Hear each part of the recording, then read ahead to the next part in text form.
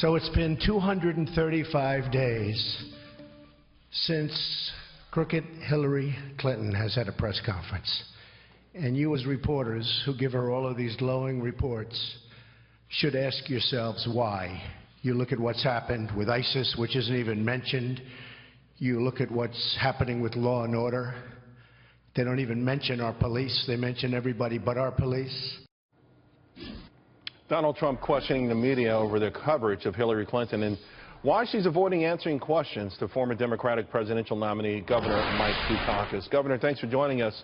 Why hasn't Hillary Clinton given a press conference? I mean, there have been some major developments around the world and in this country, and I'd love to see her pressed on some of them.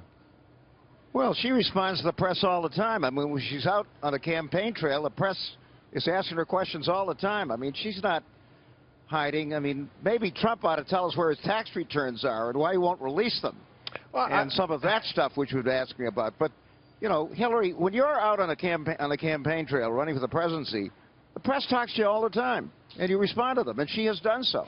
But I think we would like to have a formal, you know, stand there for maybe an hour and take these questions one after another, unscripted, not on the fly, you know, not with the easy, hey, I got to go kind of thing. Stand there and because the press, the people want to know. It's not really about the press. It's about the American citizens who are being asked to make a major decision in November. I think she's doing herself a significant disservice. Well, I don't have that sense of that campaign. I mean, she's been out there for months. She's been questioned constantly. She did a flock of debates. She's going to do more. When I see her, I'll tell her that maybe she ought to have a formal press conference. But I got to tell you, during my entire campaign, and I was out there for 18 months, I don't remember doing a formal stand-up press conference, presidential style. I mean, you just don't do that in the campaign. You're moving around, the press is with you, they're asking you a lot of questions, you're responding as best you can, but I never did a kind of hour stand-up press conference during my campaign. I don't think anybody ever... With all due respect, though, you didn't win. And, you know, so maybe there's a lesson to be learned there. I'm not trying to diss you or anything like that. But look, nobody ever suggested that I wasn't being responsive to the press. I mean, I didn't lose that election because I wasn't responsive to the press. I lost because I made a very dumb decision that I would not respond to the Bush attack campaign, and it turned out to be one of the dumbest decisions I ever made. But it had nothing to do with my availability for the press. Well, you know what? I mean, a press conference would allow Hillary Clinton not only to respond to Donald Trump, who's laying it on every single day, but also to answer other questions that are out there. Let me ask you about, speaking of something dumb, Governor Terry McAuliffe saying that Hillary Clinton would flip-flop on trade. These self-inflicted wounds in the Democratic Party blow my mind. President Clinton meets with the Attorney General on a tarmac, and then you have Terry McAuliffe saying, hey, don't worry about it. Hillary's going to put in TPP as soon as she's sworn in. What are you guys thinking about?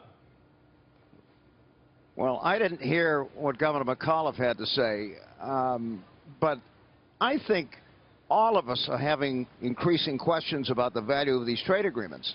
I mean, I'm a committed internationalist. I'm all for free and fair trade between and among countries. But if you take a look at this agreement, its actual benefit to the American economy is relatively small. And I don't consider it a major issue in this campaign. Look, this country, when Barack Obama took over, was an economic basket case. And it was an economic basket case because of Republican economic policies that practically killed us. General Motors was going bankrupt. Wall Street was hysterical. We're a very different country today. And we've got a Republican nominee who basically wants to go back to the same policies that practically destroyed us in the first place.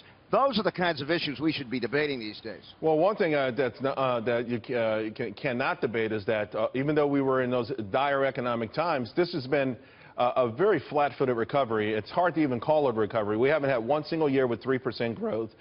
So, you know, we go back 8 years. You can't, hold it. Yeah.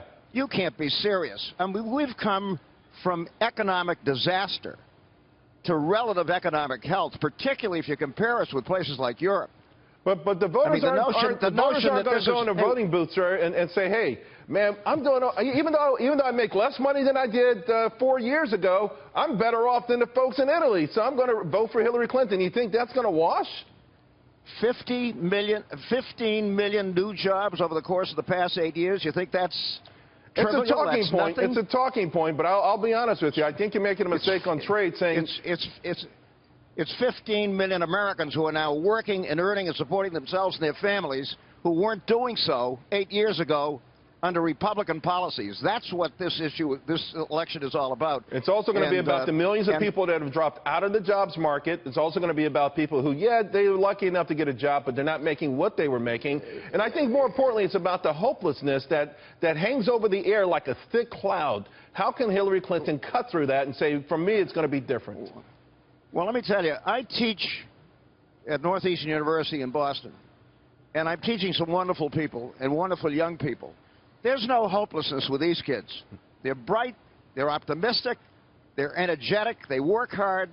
That's what this country is all about. But the idea that we aren't far better off, thanks to the Obama administration and its policies over the past 8 years, and that we ought to go back to the very same policies, tax cuts for the rich, all of that kind of stuff Governor, we're listen, hearing from Trump, doesn't make much sense to me. You're going to have to convince the American public. I know you and your circle believe it, and you might be able to prove it on paper, but I think there's a big question mark as whether the electorate believes it or not. But I appreciate your time, and I really do. Thank you very much. I'll tell you, Donald Trump is not the answer to our problems. I can tell you that. Thank you very much, sir.